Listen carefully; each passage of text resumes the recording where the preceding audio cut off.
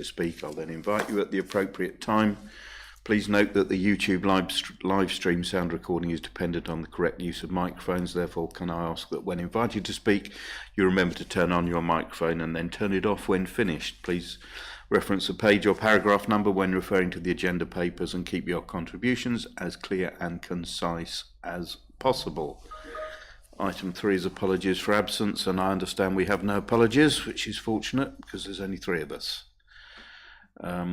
Item 4, disclosure of interest, to disclose the existence and nature of any disclosable pecuniary interests, other registrable interests and non-registerable interests relating to items of business on the agenda, having regard to paragraph 9 and appendix B of the Code of Conduct for members.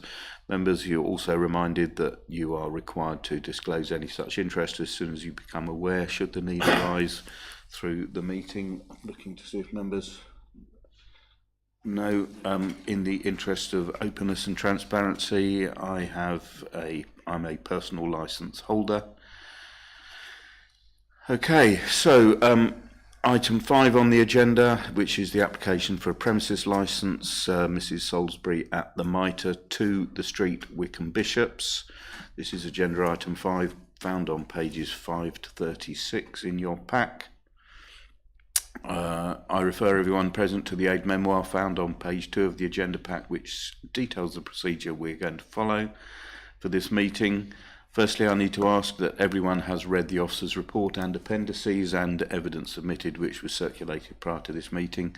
Should anyone have any late documentation in support of the representation or the application, this may be introduced only with the consent of all parties.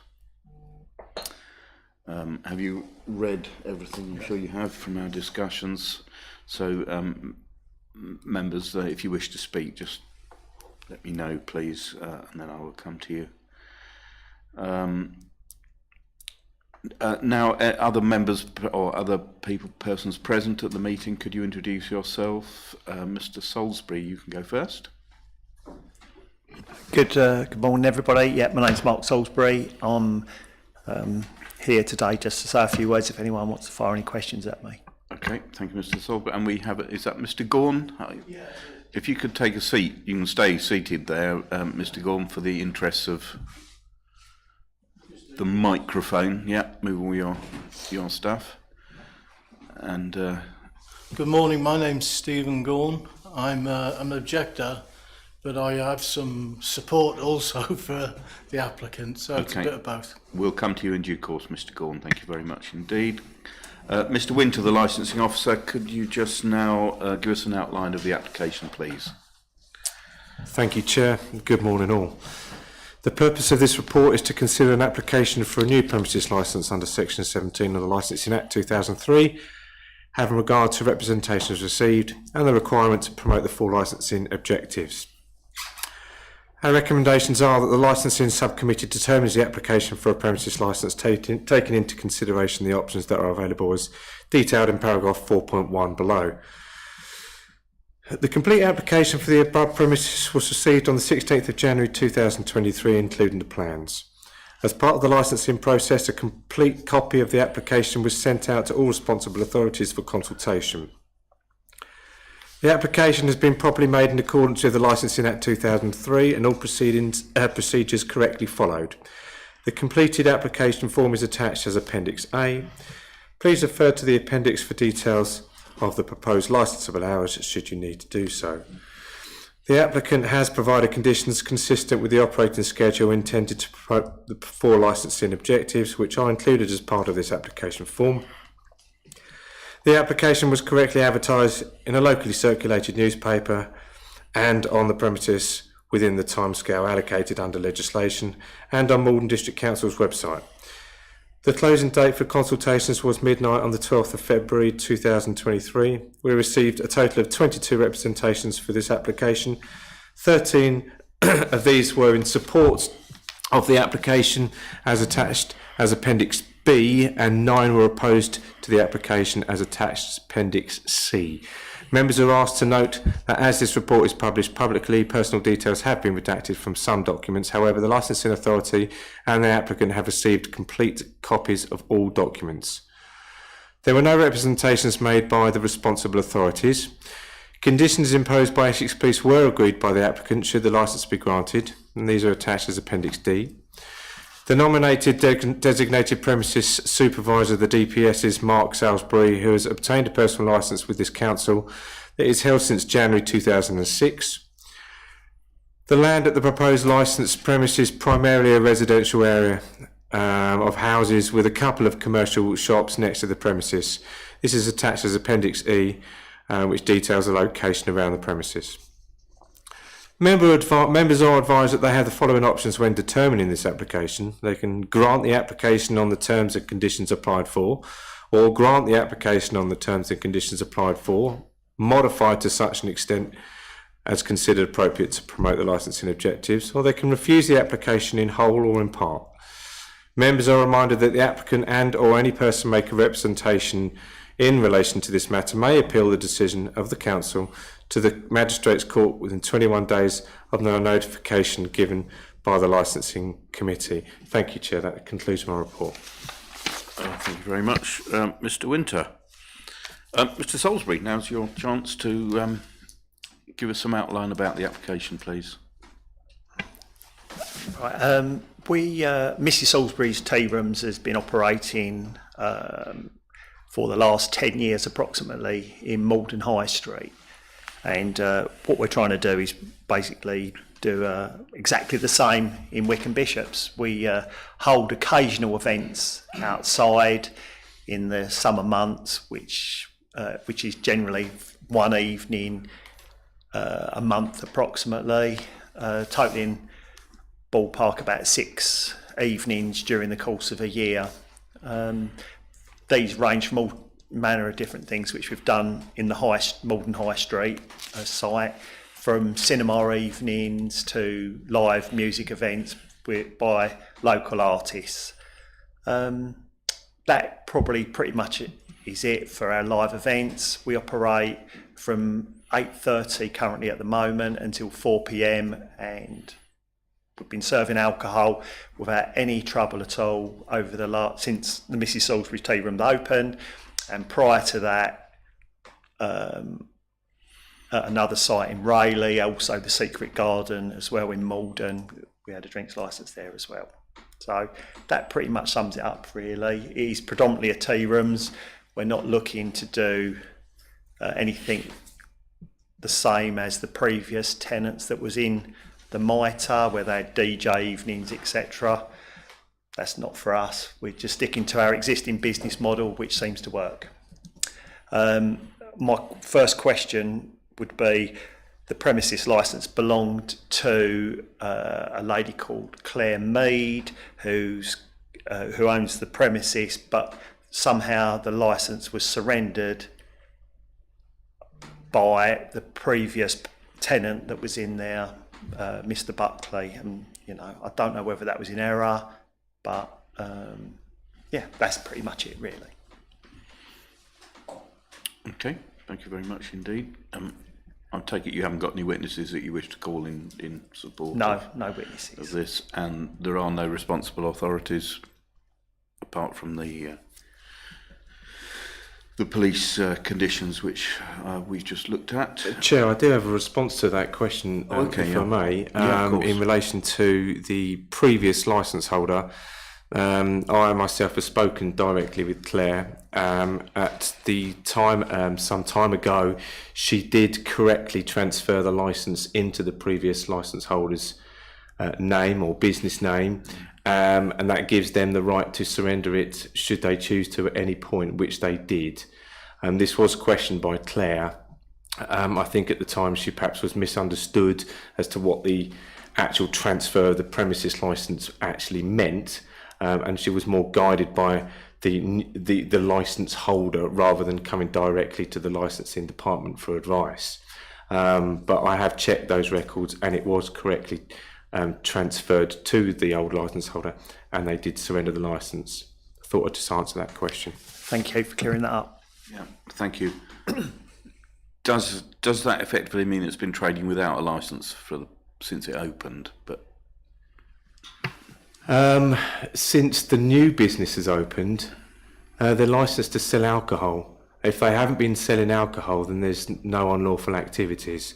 Okay. But they can open as a business, providing they're not selling alcohol. I think from what Mr. Salisbury said, you have been serving alcohol. No. Oh, you haven't? No, we haven't been selling alcohol. Okay, so there's been no licensable activities Not yet. since you opened. Okay, that's fine. That's cleared that up. Thank you very much indeed, Mr. Gorn. It's your turn now, sir. You have technically 2 minutes. I think we'll be very lenient with Mr. Gorn. I'm sure we don't want to put you on a timer, and it's state your case anyway, Mr. Gorn. Thank you. I have practiced, so I'll see if it does take me 2 minutes. First of all, thanks for allowing me to speak this morning. My name is Stephen Gorn. I'm a retired managing director. Our home in Wickham Bishops is about 350 metres from the Mitre premises. When I submitted my words to the council, I also stated that I was very pleased, and we are pleased, that Mrs. Salisbury has reopened the Mitre. So I sit here this morning both objecting to some elements but very supportive of the fact that the Mitre has been reopened. And having visited the Mitre under the new management, under the new tenants, it definitely is a good addition to the village. It may be a commercial business, and you're right that it's located close to 2 other commercial properties, but the vast majority of houses around it, the vast majority are residential properties. I'm making the representation today based on the prevention of public nuisance and to a lesser degree the prevention of crime and disorder, which are the 2 objectives that I recognise from what you've set out. The protection of the public nuisance centres on the application provision of live and recorded music during business hours of 8:30 to 4, but more specifically outside of the building between 4 and 11. Recorded or live music within the premises, I don't think anybody has a problem with, because the level of noise generated has to be such that you have a duty of care with employees. So I don't think anybody thinks of the inside of the buildings being a problem. The biggest issue in the prevention of nuisance is related to the noise generated by recorded live music, both amplified and unamplified, in the outside garden area.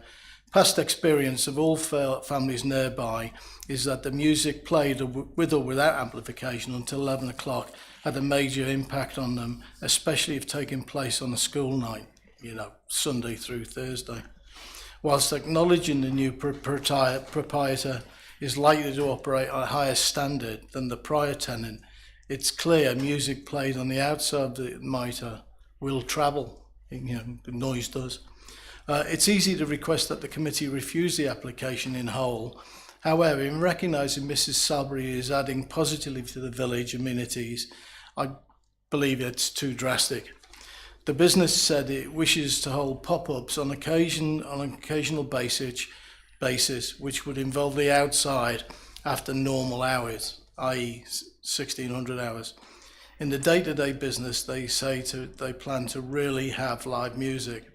Also, the applicant states that in the summer months, and we heard that from Mr. Salisbury earlier, is when they plan to have events outside and are likely to have events once per month.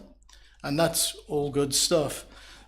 As I see from the application though, the application for a license is for every day, i.e. 365 days of the year, which is at odds with the explanation of what the business wants to do outside.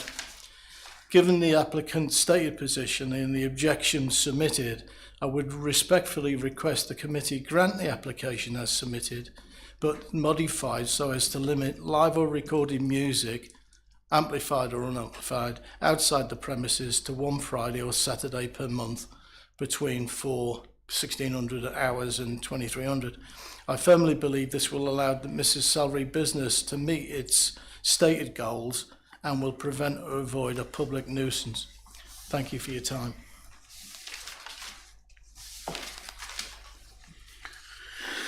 Thank you very much, Mr. Corn. Thank you. I'm sure it was around about 2 minutes, but that was excellent. Members, have you any questions for the applicant? Mr. Salisbury, I would just like to ask you, if you were to accept that proposal, just if you were, would that or would that not be acceptable to you? And if not, why would that not be? Listening to his comments, a lot of it makes perfect sense. We live in the local community, we live in Wickham Bishops ourselves. We're looking to embrace the village and the residents. So everything that he's saying makes perfect sense. I know they had quite a bit of trouble with the previous tenants, which is completely understandable to be sceptical of our proposal. We'd be happy to have that modified to say Friday, Saturday, Sunday, which gives us a little bit of wiggle room for inclement weather. Yeah, I think that would pretty much, yeah, we could work with that if they could extend it to say Friday evening. So would that be Friday and Saturday? Yeah, Friday and Saturday evening would be acceptable. Yeah, not Sunday evening. So 2 nights a week. Yeah, the weekend is a couple of nights. To be fair, what's wrote here is 1 evening a month, but in all the time that we've been there, we've probably done 3 to 4 a year maximum. With all the will in the world, we want to do more, but generally speaking, our day-to-day business is so busy that we're exhausted by the time it gets to doing the events. It all seems like a good idea at the time. But the ones that we do, when we can get the enthusiasm, they are really, really good evenings. One thing I would say, obviously this has been quite sensitive in the Maldon High Street as well, all our live music has always finished at 10 o'clock on the nose, and then the site has been, with carriages for 11 p.m. So I think that pretty much covers. Yeah, please do, yeah. No, yeah, thank you. And I think, just listening to this, it seems to me that the residents themselves and the village actually are in favour of this business. I think it's 100%, yes, a real definitely. plus. Yeah, and it's very important for us as a small business that we embrace their concerns as well. Exactly. So the main concern, and I fully understand that from residents, is loud music going throughout the week. So we are talking about the weekends, some weekends. We're not talking every weekend, are we? We're talking, because absolutely I not. understand it's difficult to do that. So I think... Well, Councillor Helm, have you got a question? Thank you, Mr. Chairman. With all these applications, you have an hours thing and you apply for what you can use, but you might not necessarily use them. Exactly. And you've explained what you want to do, but you have to apply for more than what you need. More than what we actually need, yes. Okay, that's fine. Thank you. Okay. I don't have any questions for you, Mr. Salisbury. So you can now make a closing statement if you wish. I think you probably... I think I've achieved pretty that. much covered it. Hopefully that you people have actually been to our tea rooms and seen how we operate. We employ approximately 50 to 60 people, full-timers in the district. Yeah, I've got nothing else to say really. Hopefully that's covered everything. No other comments? No? Okay, thank you very much indeed. We've heard all we need to hear, Mr. Salisbury. Thank you very much. And from you, Mr. Gorn. Oh, Is it just possible to talk to the gentleman? of course it is, yeah. Thank you. So I'm sorry, I don't know your name, but I just wondered, I mean, you've heard the sort of discussion that's gone on. Is that something that would be acceptable? I think most people would accept, once a month, as they've laid out, it's a Friday or a Saturday, is very reasonable, especially when you're trying to encourage the business, which I think the majority of the people in Wickham Bishops do. They do want it to succeed. So I'd be happy with, as I proposed, a restriction to Friday or Saturday per month, because that's what Mr. Salisbury's actually asked for in his application. So yes, long way of answering your question. Yes. Thank you. Okay, I think we've concluded all we need to do. So this meeting now will close. Thank you very much indeed for your attendance. Mr. Salisbury, we will make a decision immediately after this meeting, and then you will be advised in writing within 5 working days. And if you don't agree, you obviously have the appeal to the Magistrates' Court, should you wish to do so. As I said, thank you very much for your attendance, both.